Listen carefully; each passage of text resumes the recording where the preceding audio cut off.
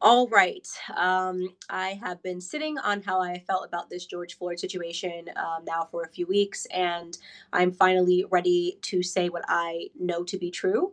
And I am aware it's going to make a lot of people hate me. But at the end of the day, I think truth is more important, and especially in times of tremendous deceit, which I think we are in today. I am talking specifically to the heart of Black America right now. I'm speaking to you. If you can share this video to Black Americans, they're going to be angry with me, but it needs to be said. So let's just start at the beginning of where my train of thought comes from. You guys know that I am a huge fan of the writings of Walter Williams, Shelby Steele, and Thomas Sowell. They have really informed many of the things that I think about today. To me, being a Black conservative is not a trend. It is not just being a Trump supporter. It is about doing the hard work and the research and learning the things, the things behind what conservatism, the foundation of what conservatism really is, really. And I came across something in Shelby Steele's book that hit me like a truck, and it has stuck with me and it has transformed me. And I hope that when I repeat this to you, it will transform you, Black Americans, to realize that there is something very ugly and broken about our culture. And the only way we're going to fix it is if we're honest about it. So Shelby Steele was talking in his book, I believe it was White Guilt, and he was talking about something unique about the culture of Black Americans that you will not find in any other culture in America. And it is the fact that we cater to the bottom denominator of our society. Let me explain what he means by that. He means to say that we are the only community that will get outraged and get up and organize and picket and protest to defend the bottom denominator of our community, meaning criminals, burglars, robbers, anything that you commit a crime. Only Black Americans will be out picketing to defend the criminals. It is not something that white Americans do, not something that Jewish Americans do. You will be hard pressed to find a Jewish American who has a rap sheet as long as the day, and something bad happens to that person, and Jewish people are using their platform to speak out in defense of that person. It won't happen. Same for white Americans. Not a single white American is out there defending Derek Chauvin. They will dispose of the people that they think are at the bottom of their society, and they will instead uplift the people that are at the top of their society. Which means that they're raising their average very easily. You know, when you rally behind the people that are doing the good things in your society, as opposed to people that are doing bad things in society, you raise your average. So we have collectively lowered our average because over the last 5 years, it has become extremely fashionable for us to martyr criminals. It's unbelievable. Not even Latinos do this. They will not martyr their criminals. They do not put the names of their criminals on shirts. They don't buy posters of their criminals. They don't get celebrities to speak out about their criminals and in defense of their criminals. They just say, you are a criminal, goodbye, right? That is just, but Black Americans were unique. And it is incredible because we dismiss people that are at the top of our communities. Bye bye, Condoleezza Rice, you're a coon. Bye bye, Larry Elder, you're a coon. Bye bye, Shelby Steele, Thomas Sowell, Coons, Uncle Tom's gone, gone. Bye, hate you. Here we are, George Floyd, you are a martyr and a hero. Now, when I first saw the story circulating, everybody wanted to jump on and make him out to be the modern day Martin Luther King. He was just getting his life together. He was out there doing good things. He was making music. Based off the video I saw and the 911 transcript, that just didn't sound accurate to me. But I wanted to let everybody play pretend because it was fashionable and it was trending. I mean, first and foremost, the person who called 911 clearly said that he was on drugs, that something was wrong, but he was not sober, and the person couldn't make out what drug he was on. If you read the 911 transcripts, beyond that, if you look at a video, you will see, which the media has tried to censor, when he is leaning against the wall. When the cop initially puts George Floyd against the wall, he drops a white baggie of a substance on the ground. I don't know what it is. It could be cocaine. God knows what it is in that little baggie, but he does drop it beside him. So this is a man that had drugs on him, was using counterfeit bills, and was high. And went into a store, and the police were subsequently called to him. Now, there is no dispute and no argument that you're going to hear from me that what Derek Chauvin did was right. There is not, and the reason why I'm not talking about Derek Chauvin is because we actually have reached a consensus in this society. Everybody agrees that what he did was wrong. Everybody is happy that he is arrested, no matter what color you are. And every single person hopes that justice is served to George Floyd's family. That is not why I'm doing this video. This is not a defense of Derek Chauvin. This is not a video to say that when you are a criminal, you deserve to die. Nope, none of that. I want to talk about martyring criminals. I want to talk about suddenly putting them on t-shirts and picket signs and marching and pretending they were the best representatives that we've had of our community. So I then decided to take a dive and to look at his record. George Floyd, what is his record? Does it matter? Me personally, I think if you spend some time in prison, you make a mistake, I'm a big believer that society should forgive you, especially when you're young and you have a first offense. I think it can be very easy to get caught up in the system. I have used my platform to speak out against that, to try to box people in and pretend that they are always criminals. I believe in second chances. I don't know that I believe in third, fourth, fifth, sixth, seventh, eighth, and ninth chances. So I wanted to show you guys what the media has not been reporting on. You can say this is not a value, but I'm going to tell you why it is a value.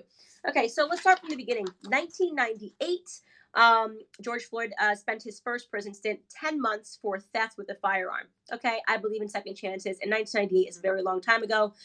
Again, 4 years later, in 2002, he spent 8 months in prison for a cocaine offense. Different offense. We're talking about a drug offense. Okay, you can say that was another mistake. But then 2 years later, he spends another 10 months for a cocaine offense. I guess just another mistake.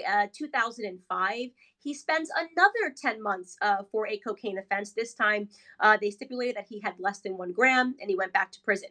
Now, the most important crime that he committed is the one that he spent prison time for, and a 5 years for, pardon, in prison. And I want to paint this picture because this is what makes me feel disgusted in Black America, because we are so willing to let Black victims who are victims of Black crime, we have no defense for them. Black on Black crime, we don't care about. Imagine you are a pregnant woman, because this is what happened in this scenario. You are a pregnant woman and you receive a knock at your door. And it is a person that says they work for the water department. So you waddle your pregnant butt to the door and you open it, only to realize the person standing at your door does not work for the water department. You very quickly try to slam the door closed, at which point a Ford with 5 other Black men pulls up into the front yard, and 5 men jump out of the car, one of which is George Floyd, and he jams his way into your home. Now, you are pregnant, and at this point, George Floyd takes a gun and points it to your stomach, threatening you. You are screaming and you are crying for your life. And you don't know if you're going to make it out of this situation alive. At this point, George Floyd puts you into your living room and instructs his friend who is with him to watch you, his armed friend, to make sure that you don't move from the living room as they ransack your home looking for drugs and money, of which they find neither, but they take your cell phone and some other personal objects of yours. Fortunately, on their way out, a neighbor catches the plates of the car that pulls away, and gives it to 911. And 911 is able to track down George Floyd and arrest him. And 2 years later, in 2009, he is sentenced to 5 years in prison. This is a Black woman that this happened to, a Black pregnant woman that this happened to. This Black pregnant woman, wherever she is in the world, is now watching as the entire world puts the name of this person who did that to her, and says justice for him, and paints him out to be Martin Luther King, who just had a dream and wanted more for Black America, despite his extensively long a rap sheet. And they're saying it doesn't matter what his rap sheet was, and that we should put him up and pretend that he should have a larger platform, and that this was an innocent man who wanted what was best. Now, I'm inclined to believe, hey, look, he got out of prison in 2014. That's 5.5 years after he got out of prison. He could be a different man. I would be inclined to believe all of those things if the autopsy result didn't come back and prove that he was high that day on fentanyl and methamphetamines in his system. Okay, so spare me your bullshit about him being on the right track. Okay, you people that are on the right track do not do meth and fentanyl and drop baggies of drugs onto the ground. Now, again, this is completely separate from whether or not this cop had any right to restrict him in the way that he did on his neck. I don't believe he did, okay? But the idea that you're now going to tell me that my Blackness or my Black card is now associated to how hard I want to defend this person, a career criminal, right? And make him out to be the modern day Malcolm X. you've lost your mind. You really lost your mind. I'm tired of playing these games with Black America. I'm tired of us being considered, you know, not smart, uneducated. Oh, I actually saw comments on a random website writing about the article. Oh, now wait for Black people to start rioting because Black people got to be Black people. I'm reading these comments and realizing that these people are writing in the comfort of anonymity. And they're writing that their perception of Black Americans are people that have very little facts and riot and are angry and have no idea about what's actually going on, or basically understanding that the whole concept of racialized police brutality is a myth. Okay? All you have to do is sit down and do basic mathematics to discover that the entire narrative that we have been sold is a lie. Okay? It's a lie. There is no racially targeted police brutality against Black Americans. In fact, if you are a white American and you commit a violent crime, you have a 25% higher chance of suffering a police fatality than Black people. Now, you might come across some people that are really bad at math and they'll say, Candace, I know that only 9 Black people were killed last year unarmed by police officers and 19 white people were killed unarmed by police officers. But Black Americans are only 13% of the population and white Americans are 60% of the population. So that's why.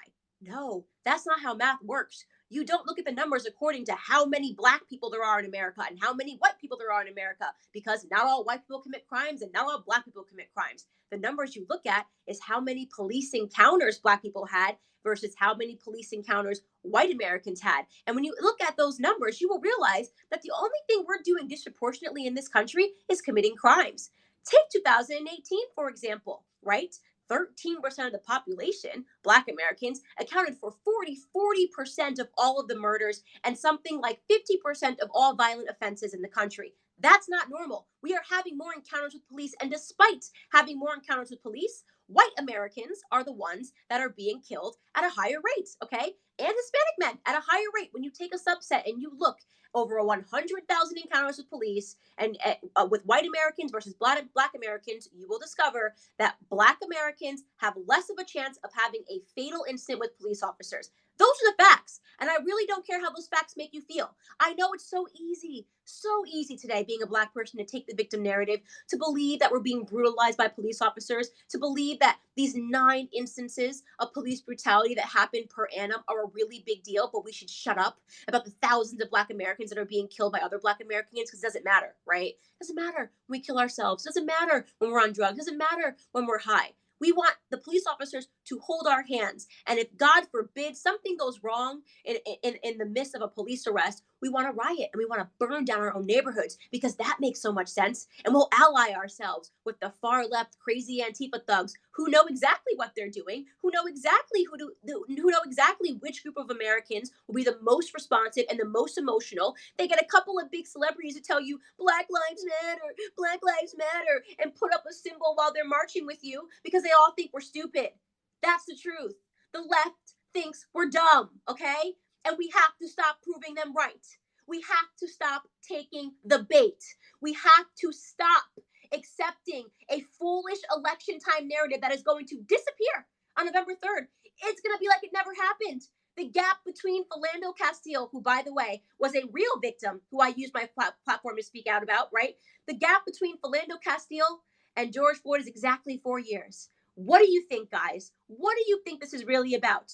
All they care about is power. All they want to do is destroy your neighborhoods, burn them down, shut down your businesses, and get you on government dependence. At the same time, poo-pooing you and telling you they're going to fight the big boogeyman of racism that doesn't exist as a problematic thing in this country. Okay? Are there racists? Of course, there are racist guys. There's always going to be racists in this country. Do you want to know why? Because human beings are in this country, and there are Black people that are racist towards whites. If you think I'm kidding, go look at some of the articles that are written on BuzzFeed. There are white people that hate white people. There are white people that hate themselves.